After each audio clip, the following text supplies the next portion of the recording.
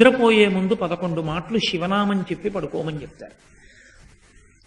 తెల్లవారి నిద్ర లేచేటప్పుడు మీరు పరమశివ భక్తులైనా సరే, మీ కులదేవత పార్వతీ పరమేశ్వరులైనా సరే, శివ అంటూ లేవడాన్ని శాస్త్రం అంగీకరించదు.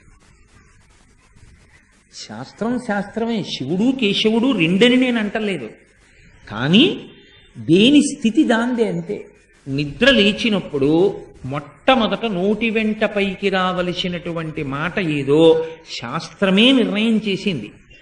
ఇంకా వేరొక మాట ఏదీ నోటి వెంట రాకూడదు. మొట్టమొదట తెలివి రాగానే రావలసిన మాట ఒక్కటే, అది 3 మార్లు పలికి లేవాలి మనసం మించింది.